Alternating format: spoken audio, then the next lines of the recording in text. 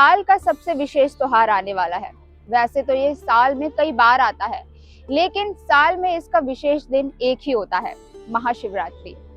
महाशिवरात्रि 15 फरवरी 2026 को है। महाशिवरात्रि सिर्फ एक त्योहार नहीं, शिव को समझने का दिन है। कोई कहता है इस दिन शिव पार्वती का विवाह हुआ था, कोई कहता है इस दिन शिवलिंग का आविष्कार हुआ था। किसी की मान्यता कुछ और है और किसी की कुछ और, लेकिन सच क्या है? नमस्कार, मैं सिमरन सिंह और आज हम बात करेंगे महाशिवरात्रि के ऊपर। महाशिवरात्रि आने वाली है। महाशिवरात्रि का सही अर्थ क्या है? महाशिवरात्रि कैसे मनाई जाती है?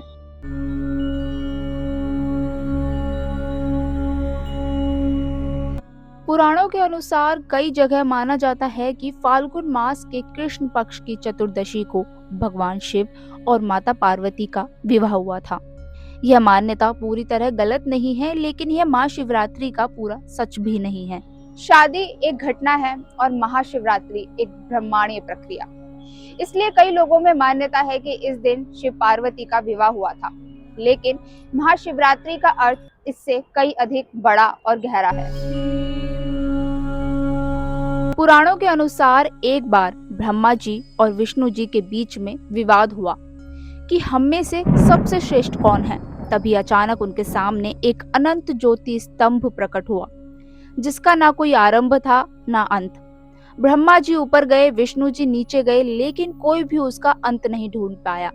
यही अनंत ज्योति स्तंभ शिवलिंग कहलाया। इसका यही अर्थ है कि उस दिन शिव किसी रूप में प्रकट नहीं हुए, बल्कि अनंत ज्योति स्तंभ के रूप में शिवलिंग कहलाए। उसी दिन से महाशिवरात्रि को शिवलिंग के प्रकट होने का दिन माना गया। शिवलिंग सिर्फ एक मूर्ति नहीं है, यह केवल पूजा का प्रतीक नहीं है। शिवलिंग का अर्थ है जहाँ से पूरी सृष्टि की शुरुआत हुई। लिंग का अर्थ है जो दिखाई नहीं देता, फिर भी पूरी सृष्टि को संभाले हुए है। शिव कोई व्यक्ति नहीं, शिव ऊर्जा, चेतना और अनंत शक्ति है।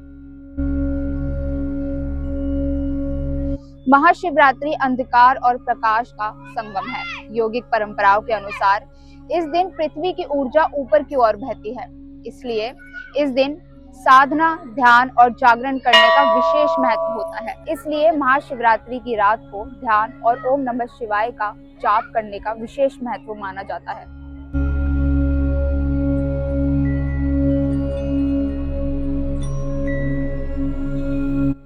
बहुत लोग पूछते हैं शिव को ठंडक ही क्यों चढ़ाई जाती है। जल जीवन, जल समर्पण, जल अहंकार का त्याग। जब हम शिवलिंग पर जल चढ़ाते हैं तो इसका मतलब है मैं अपनी इच्छाएं, दुख और अहंकार शिव को समर्पित करती हूँ। इस दिन पहली शिवलिंग पूजा का भी वर्णन मिलता है, जहाँ जल, बेलपत्र और शांति से पूजा की गई थी। वैसे तो महाशिवरात्रि पर पूजा आप किसी भी प्रकार कर सकते हैं, क्योंकि शिव जी आपका भाव देखते हैं, ना कि पूजा करने का दिखावा और सही तरीका। लेकिन फिर भी शिवलिंग पर जल चढ़ाने का एक सही तरीका होता है। बहुत से लोग आते हैं, सीधा शिवलिंग के ऊपर जल चढ़ाकर चले जाते हैं, लेकिन सही तरीके से शिवलिंग पर जल चढ़ाने का एक अपना ही महत्व है। यहाँ पर गणेश जी विराजमान होते हैं। हमारी पूजा सबसे पहले गणेश जी से ही शुरू होनी चाहिए। सबसे पहले जल गणेश जी को चढ़ाया जाता है। उसके बाद यहाँ पर राइट हैंड साइड में कार्तिकेय जी विराजमान होते हैं। उसके बाद कार्तिकेय जी को जल चढ़ाया जाता है और बीच में होती हैं अशोक सुंदरी। अशोक सुंदरी को जल चढ़ाने के बाद चारों ओर जल घुमाने के बाद तब जाकर एक धारा में ही शिवलिंग पर जल चढ़ाया जाता है। साथ में ओम नमः शिवाय का जाप करना होता है।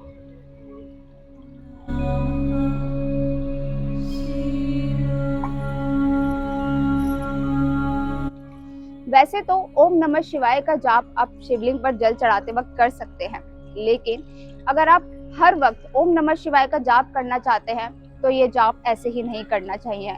यह ओम नमः शिवाय का मंत्र कोई साधारण मंत्र नहीं होता। यह गुरु से लेकर ही, गुरु से प्राप्त कर कर ही इस मंत्र का हर समय जाप करना चाहिए। लेकिन अगर आप हर वक्त ओम नमः शिवाय की जगह शिव भगवान का नाम लेना चाहते हैं तो उसके लिए आप इस मंत्र का यूज कर सकते हैं, सांब सदाशिव। आप किसी भी अवस्था में हो, कहीं पर भी हो, आप सांब सदाशिव हर वक्त इस मंत्र का उच्चारण कर सकते हैं। महाशिवरात्रि पर सही पूजा करने की विधि क्या है? सुबह ब्रह्म मुहूर्त में उठें, स्नान करें, शिवलिंग पर जल, दूध या पंचामृत चढ़ाएं, बेलपत्र, धतूरा, अक्षत अर्पित करें, ओम नमः शिवाय का जाप करें और रात में शांत बैठकर ध्यान करें या शिव का नाम जाप करें, क्योंकि महाशिवरात्रि पर रात का ही ज्यादा महत्व होता है। याद रखें, शिव को भाव चाहिए, दिखावा नहीं। महाशिवरात्रि में रात को 4 प्रहर होते हैं पूजा करने के लिए। हर प्रहर 3 घंटे का होता है। पहला प्रहर 6:30 से 9:30 बजे तक होता है, जिसमें दूध से अभिषेक, बेलपत्र, धतूरा, आक अर्पित करते हैं, ओम नमः शिवाय का जाप करते हैं। दूसरा प्रहर 9:30 बजे से 12:30 बजे तक होता है, जिसमें दही और शहद अर्पित करें, भजन या मंत्र जाप करें। तीसरा प्रहर 12:30 से 3:30 बजे तक होता है, जिसमें घी से अभिषेक करते हैं। और चौथा प्रहर 3:30 से सुबह 6:30 बजे तक ब्रह्म मुहूर्त में खत्म होता है, जिसमें शहद अर्पित करें, शिवलिंग साफ करें, चंदन और अक्षत चढ़ाएं, सुबह आरती करें। यह सबसे शक्तिशाली समय माना जाता है।